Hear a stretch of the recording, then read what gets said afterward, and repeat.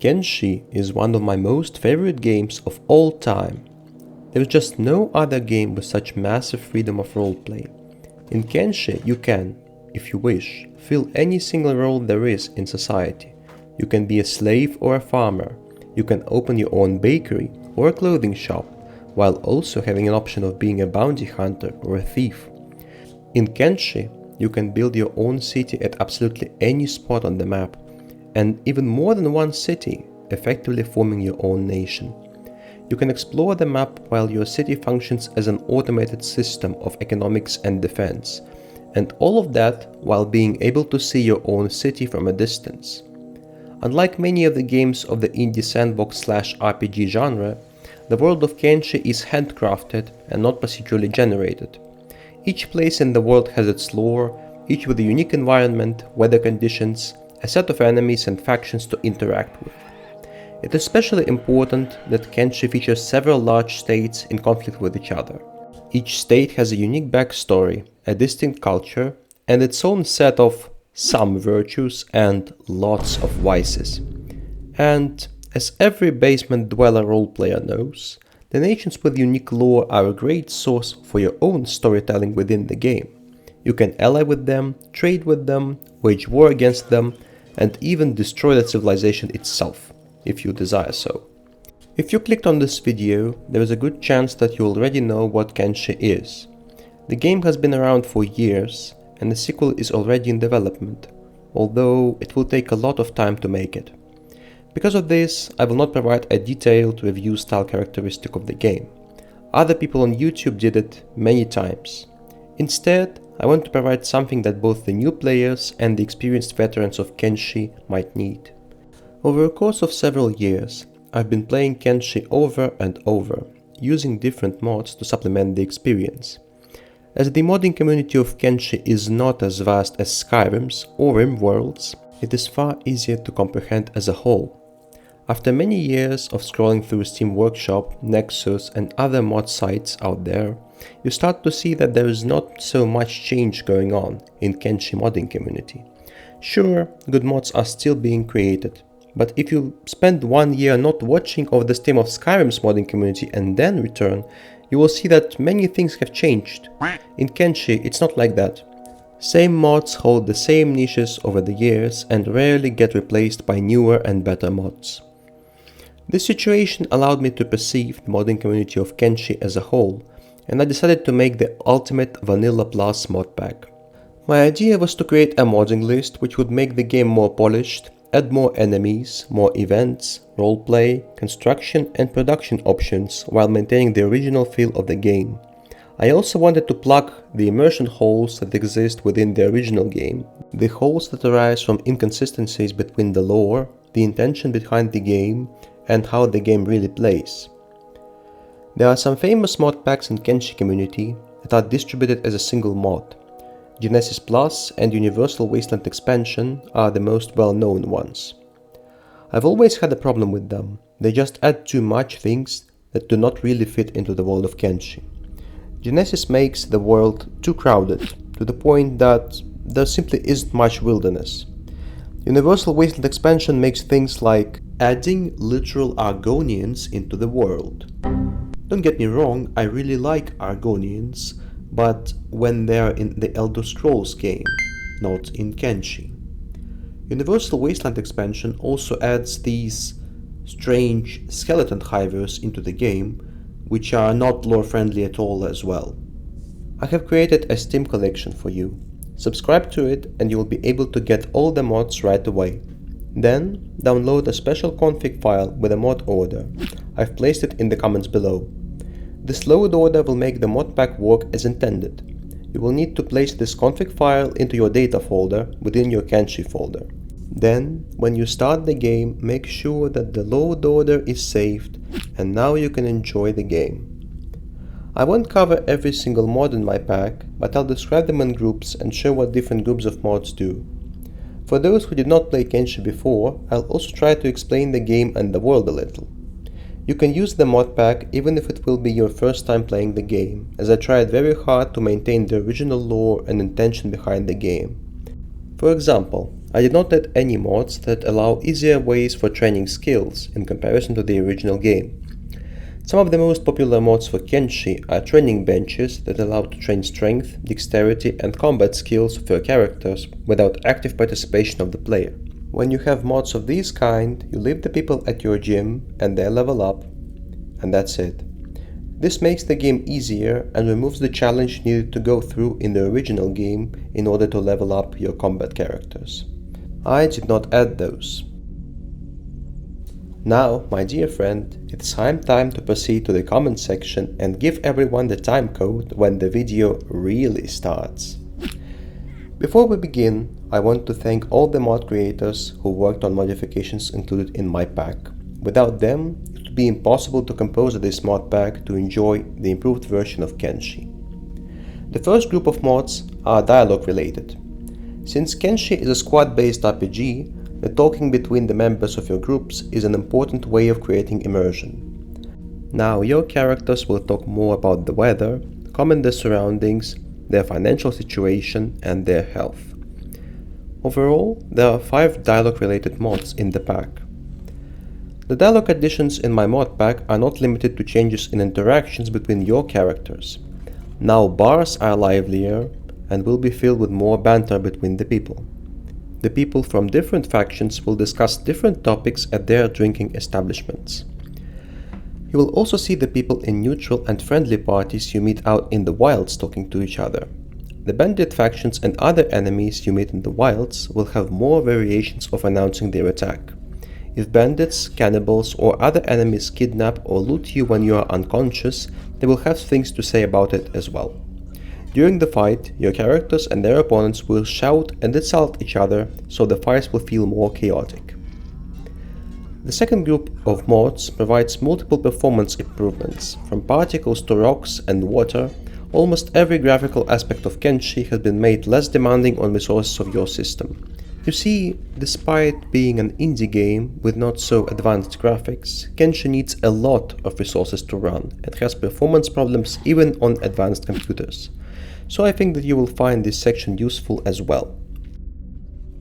In the third section, I've included some minor visual adjustments to the game, the characters and their actions. Retextured blood, better looking steel weapons, a widely used and good looking dark UI, and a whimsical fantasy style map. There are several mods dedicated to combat and non-combat animation. The combat, especially at the high levels of skill, will now look less monotonous, with more strike variations available. Non-combat animation is especially useful. Now, instead of having one animation for every production action, you will have something unique. You will see the leather worker cutting the skin with a long knife, the smith working with a hammer, the scientist reading the books as he progresses the technological level of your faction. There are also mods to improve how the characters look, with better bodies, faces and hair. There is even a mod that offers more naming options for NPCs, which adds some variety to the game as well. Up to this point, we've been talking mostly about cosmetic changes and small fixes. We did not yet get into the parts of my mod pack that changed the game significantly, but now we're getting to something truly important. Kenshi has always been promoted as an incredibly hardcore game, where masses of people are getting enslaved, eaten alive by wildlife and cannibals, hunted down for their skin by robots who want to look like humans. The world of Kenshi is one where a single meat wrap costs more than a human slave. This is a cost of human life so low that even Warhammer 40k would likely fail to compete. But the truth is, for a world so harsh, Kenshi is also surprisingly easy to survive. When you level your athletics to a point when your running speed is around 20 miles per hour, you outrun pretty much all the enemies in the game. This is a speed you can achieve pretty fast. My 2 to 3 hour old characters had a speed like that. In the game, you can also find insanely cheap wooden sandals that boost your speed by 2 miles per hour, so it is even easier to start outrunning most threats in the game, including all slavers and cannibals and almost all wildlife. This creates a situation where the only real threat to your life in Kenshi are the men-eating giraffes called Big Things. They have a running speed that surpasses that of ordinary human, even in the case when the human replaces one's legs with incredibly expensive robotic prosthetics. You can encounter big things in several areas on the map, but these regions are conveniently hidden away from the main centers of economic activity, such as the core, fertile lands of misogynistic, male-dominated theocratic dictatorship called the Holy Nation, or the urban centers of turbo-capitalist, slaver, oligarchic elective monarchy known as the United Cities. The big things are also not present in beginner areas of the map, such as the border zone. As a result, the world of Kenshi is pretty easy to survive in. I decided to take certain steps. Adding new, lore-friendly threats is one of my key instruments in making the game harder. Among these threats are Grief Wraiths, who are a horrible hybrid of a Shek, aggressive bony humanoid with a skin spider. Skin spiders are man-eating spider-like creatures. Grief Wraiths are very strong and you can only fight them if you are a high-level character. There are also the Foul Hounds, who are immensely fast and strong wolf-like creatures that can only be fought effectively by high-level characters as well. There are also the Mist Ghouls, who are exclusive to the Fog region.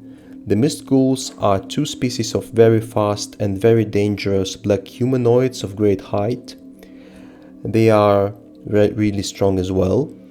The swamp now has its own version of big things called Swamp Things, which is a hybrid with the swamp turtle, which is another animal from the swamp. Most of these enemies are very fast, which partly solves the problem of you outrunning most threats in the game. Also, not all new enemies in my mod pack are organic. New Thresher warbots are among the most unique and dangerous enemies in all of Kenshi. They hurl harpoon bolts with insane rate of fire and are devastating against all light armored targets. It is possible to meet warbots in many regions of Kenshi, especially in those without strong law enforcement. The warbots fire at long range, which makes them dangerous even for the characters that can outrun most enemies. Since my very first game, the good old Stronghold 1, I loved building settlements and castles and video games. Kenshi is one of the games that allows to do that, in great detail, creating interiors, defense systems, and functioning economic organisms. My mod pack includes a lot of modifications that add a lot of options to beautify your base and balanced products that you can produce. You will be able to set up a board game corner in your bar. You will be able to build a bathhouse. You will have a lot of new functional and lore-friendly furniture. You will also be able to construct buildings in uneven locations. There will be more houses to choose from. Generally, if you want to build something, you need the economic reason to build something. My mod pack features some new industries to develop. Most notably, you'll be able to make your own pizza and a whole galaxy of mind-altering recreation substances.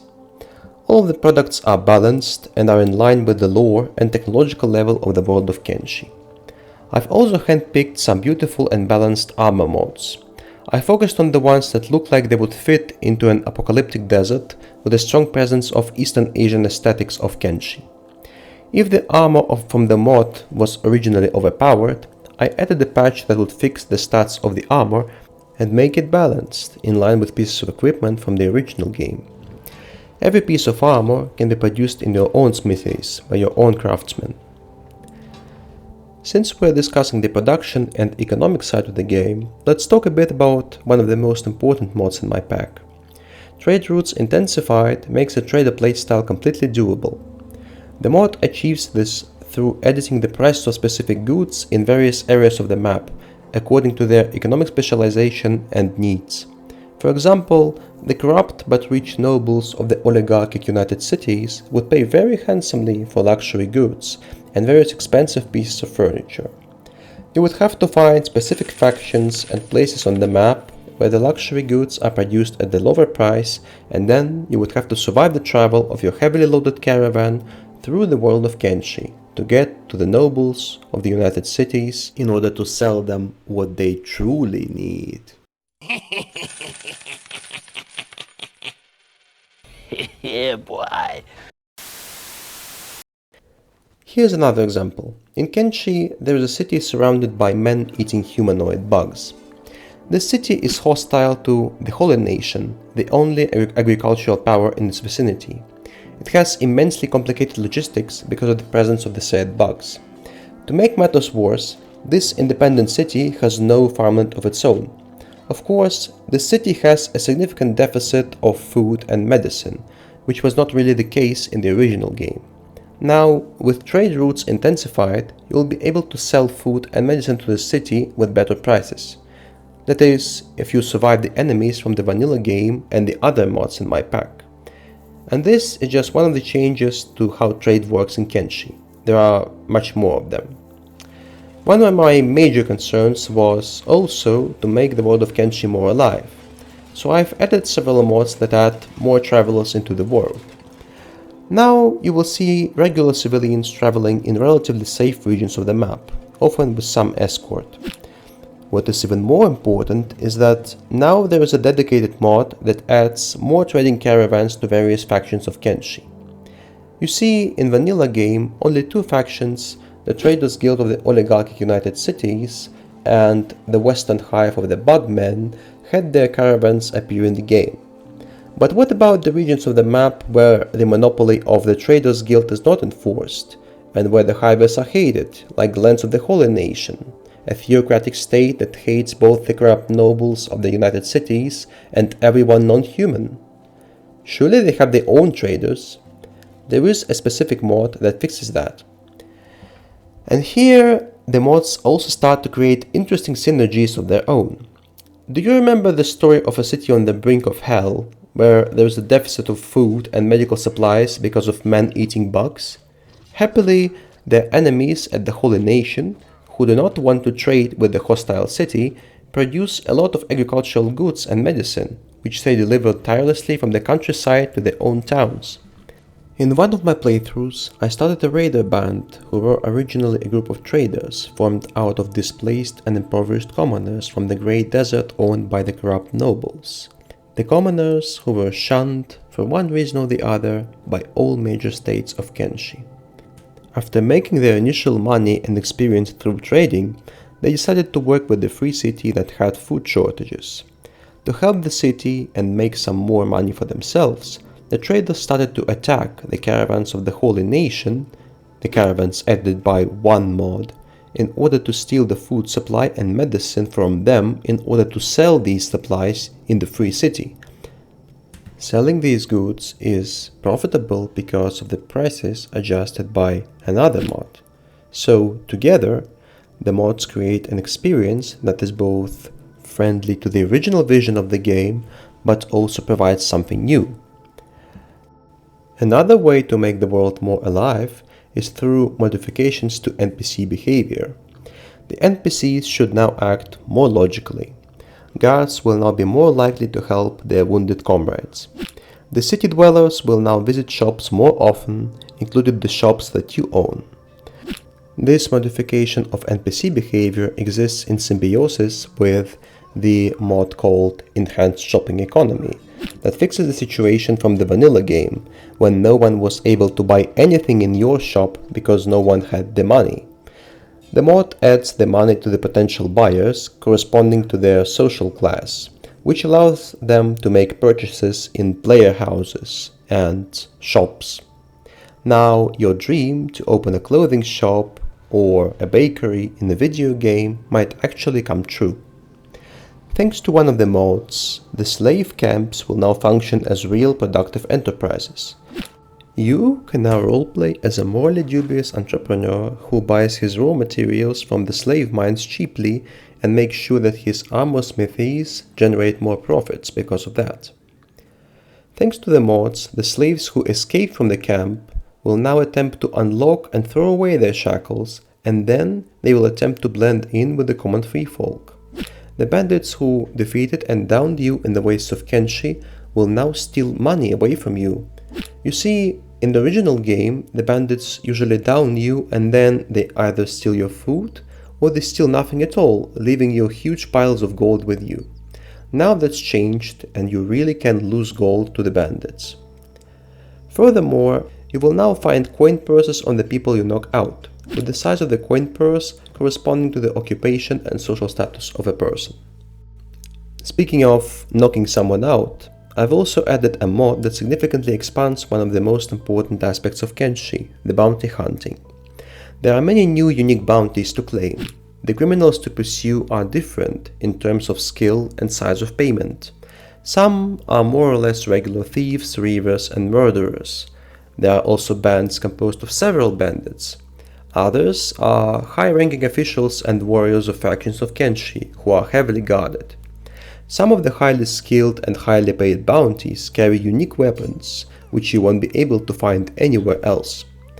These weapons are well balanced. Some are too heavy, some are weaker in comparison to the vanilla weapons, and some are comparable. My favorite one is Huge Metal Kanabo, a Japanese two-handed steel club I looted from the Holy Nation High Paladin who had a massive bounty on his head. This Kanabo is 44 kilograms of weight. This monstrosity was the main reason I trained heavy weapons skill during my last playthrough. One of the most important aspects of my mod pack is improvement of the world building. There are some inconsistencies between the lore and how the major factions in the game are portrayed. Let's start with the faction that I tinkered the most, the theocratic, racist, misogynistic dictatorship called the Holy Nation. In the lore, the lands of Holy Nation are portrayed as one of the last economically prosperous regions on the planet, where the food deficit does not exist. The paladins of the Holy Nation even give food for free to those in need. Of course, they only do so if you are a human and a male. If you are a female or a non-human, the paladins will likely kill you or send you to the slave camps. As a result of agricultural prosperity, the Holy Nation is able to field units of great quantity. However, for a faction of such richness in the lore, they are surprisingly underdeveloped in the vanilla game. In vanilla, the Holy Nation has 3 cities, a few farms, and a couple of military bases and mines. In comparison, the oligarchic United Cities, the faction that has been systematically losing territory, has 9 cities. The Shek Kingdom, another major competitor of the Holy Nation, populated by the people who are notoriously incapable of economic development and administration of their realm, has 2 cities, just 1 city less than the Holy Nation. The Holy Lands are unbelievably empty in vanilla. A land with such an effective system of defense and such a high fertility should be populated far, far more densely. So I decided to implement that with the help of mods. Now the Holy Nation has far more farms on its territory. It even has a massive, dedicated city plantation. The Holy Nation's fortresses are also more formidable and numerous. I have also added a mod that features a unique armor for the ruler of the Holy Nation, the Lord Phoenix. An armor fit for a ruler of a state that powerful. There is also a modification that makes everyone in the Holy Nation military more armored to reflect the economic might of the realm. The armor also looks lore-friendly. The United Cities, the oligarchic elective monarchy of corrupt nobles who are able to dominate the commoner population in any way they want, got significantly improved in a world-building sense as well. The main problem with United Cities in vanilla Kenshi is that it makes no sense how this society exists economically. The majority of the United Cities territory is a massive desert without oasis. It is a huge, infertile ocean of sand where only cactuses grow effectively.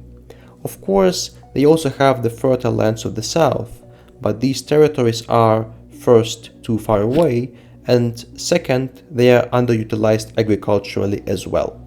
Bear in mind that the United Cities are also the faction of highest technological level in Kenshi, And it is also the most urbanized. It has the biggest cities and the biggest amount of cities. So we have a super urbanized society based mostly in the desert, a society which is also at war with the Holy Nation, which is the main agricultural power in the world.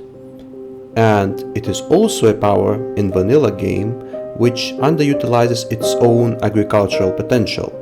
So it really makes no sense how the United Cities can exist with this amount of highly developed cities and highly developed industries without a sufficient source of food.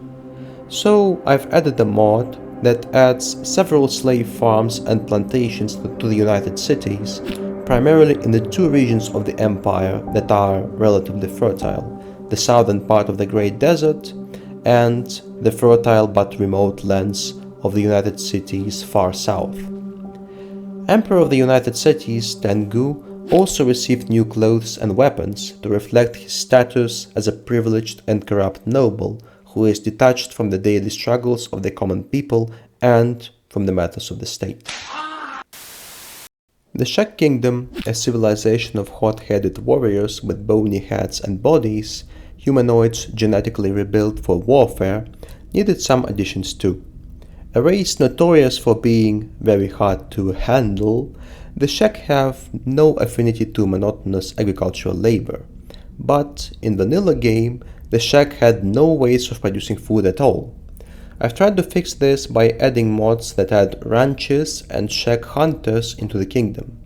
The warriors' preference for meat, their general praise of hunting and killing, and the general disdain the Shek feel towards production makes hunting and animal husbandry the lore-friendly ways of food production for the Shek. Well, on top of raids, of course.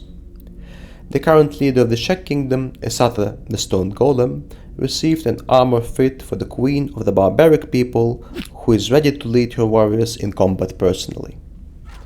I've also thrown in the Cannibals Expanded mod, the one that makes cannibals more of a threat with their own armor, weapons and elite infantry.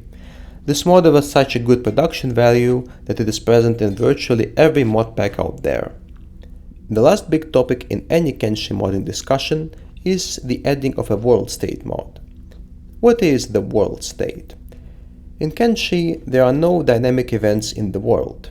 The only place where something happens is the one where the player is present. In Kenshi, the changes in the world are triggered when some high-ranking official or a general of a faction dies. When, for example, the Lord of the Holy Nation dies, the Holy Nation loses a city to another faction which starts ruling it. In some mods, the death of the Lord Phoenix might also trigger the rebuilding of some Shek cities because, from the point of storytelling, the Shek will start winning the war against the Holy Nation. The World States mods are viewed as an essential addition to any mod pack by the community, because World States mods add various interesting consequences for players' actions. I chose the most popular one, the Reactive World, for the purpose of Vanilla Plus mod pack. It adds a lot of interesting events like the ones I described earlier. I know that other mods like Living World have more projects for world state changes in them, but the Reactive World is still supported to this day, with its last update happening at the time of recording on May 26 of 2025. Plus, in the Vanilla Plus mod pack, a world state mod should not necessarily do too much. There are last two mods that I recommend installing, which are popular, but are not truly necessary for the needs of Vanilla Plus mod pack. The first mod is 256 squad limit and the second is recruit prisoners. 256 squad limit is straightforward. Vanilla Kenshi has a character limit of 20 people. While the mod gives you opportunity to have, well, more people, it is useful to have it just in case, but remember, the Kenshi plays best if you have up to 20 people. If you have a faction too big, you would stop treating your singular characters as important for the story. It's good to have that mod around, but still, be careful with it as you roleplay, and do not forget about the importance of telling stories about one character or about a small group of characters. The second mod, Recruit Prisoners, is great because it allows you to create some interesting role-playing situations. But if you use it, I recommend you to enforce some kind of internal rules on yourself. Only recruit those prisoners who are significantly weaker than you, because otherwise the mod is imbalanced and you would have an opportunity to recruit fairly powerful characters with limited effort. I've covered almost everything worthwhile that needs to be covered about my mod pack. Of course, there are other mods in there, but there is no need to summarize every single mod. We've discussed almost every significant modification and, most importantly, the philosophy behind my mod pack. That is all for today, my friends. Feel free to try out my mod pack and immerse yourself into a wonderful game of Kenshi, one of the most advanced instruments for role-playing out there. If you run into any technical problems with the mod pack, feel free to write in the comments. I've played this mod pack thoroughly, so I will be able to fix almost every problem that you might encounter while playing Kenshi with this mod pack. If you enjoyed this video, subscribe for more insights, role-playing and essays from Videological Dungeon.